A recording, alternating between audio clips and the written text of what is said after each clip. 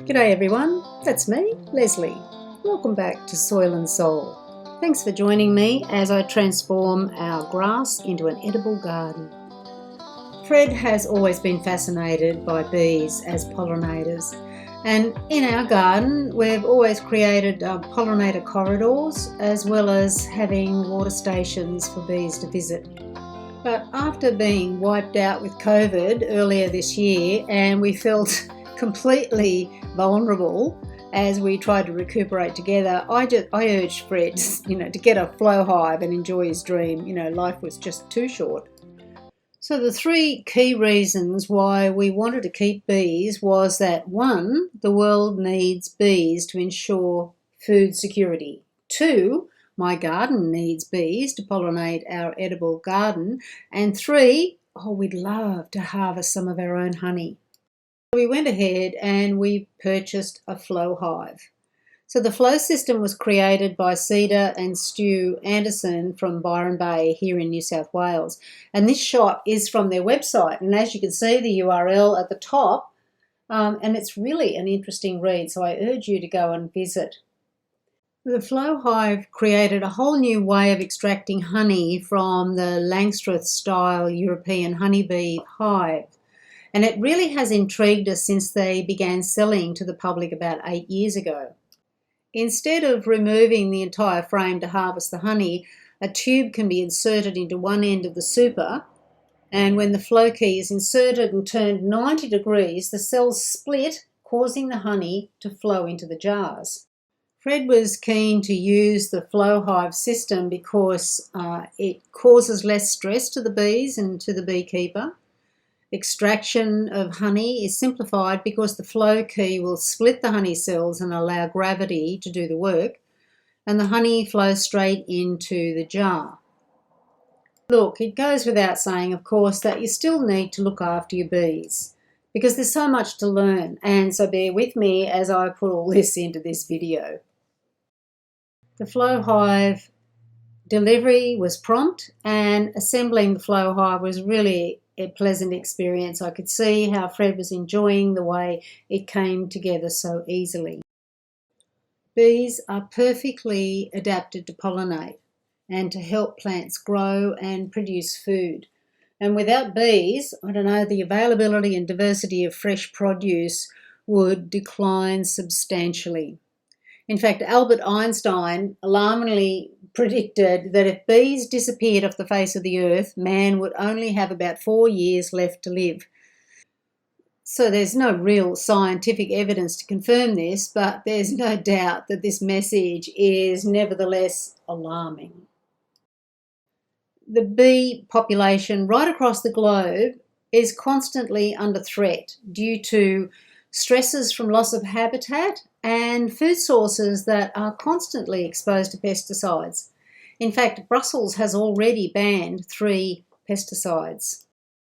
We need to do something to accept the responsibility to give bees the opportunity not to just survive but to thrive. Now, once the Flow Hive was built, then Fred brought home a nuc, or a colony, from one of the local beekeepers. I kept calling it a nuke, but he had to correct me on that. It was a really, really exciting time in our household to have a carload of bees arrive in the garage. So listen as Fred explains the transfer process. It's a bee box where you have to take it to introduce it to the hive. New hive, it's got frames in there with the queen bee and a couple of frames of brood. So tomorrow morning is a go. So sure enough, it was very, very early the next morning, and it was time to suit up and introduce our guests to their new home. So Fred was in a hat and veil, very becoming, and the smoker was filled to capacity, ready to calm the bees, and the nuc was brought out into the open. Once the lid was off, the bees really remained calm, and Fred needed to just loosen each frame with the hive tool. Then it was a case of lifting each frame out and putting it into our new hive in the same order that it came in the nut. Some of them are a bit sticky, but here comes the frames. Beautiful. And they're so calm. This colony of bees was so calm. And then he found the queen in her travel case, sealed in with some wax, and once it's placed in the hive, the bees will eat that away to release her. Then all Fred had to do was add the queen excluder sheet to prevent the queen from laying eggs in other parts of the hive, and then add the inner cover and then pop on the roof. And then our hive was complete, ready for action.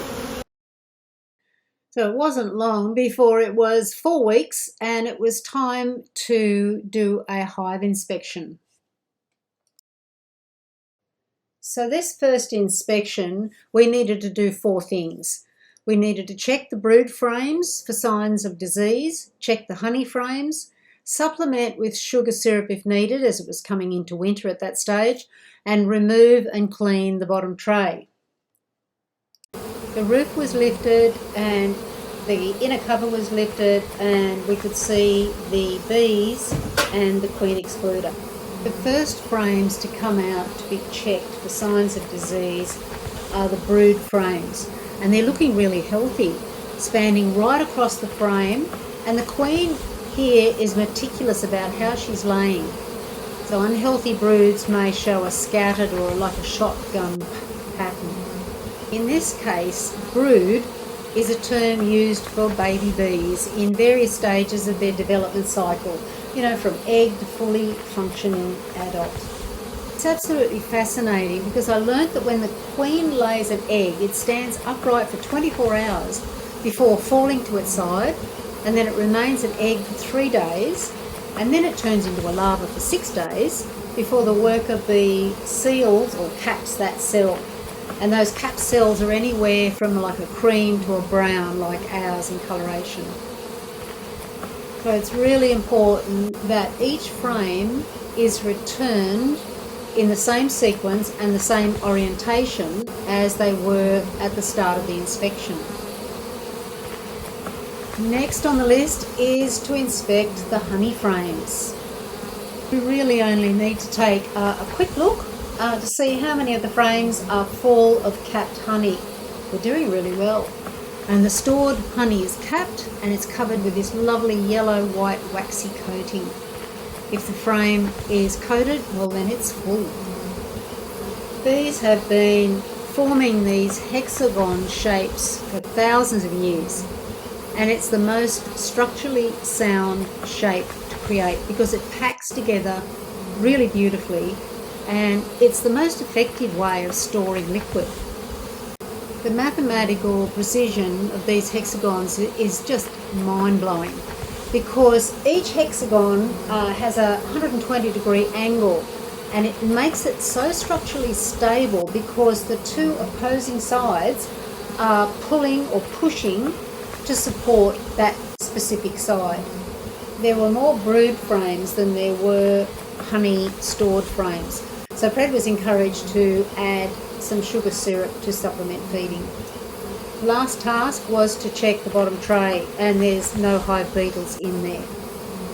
So our little Flow Hive is a buzzing, healthy success. We're really, really excited. If you don't have a hive at home, how do you support bee pollinators in your garden?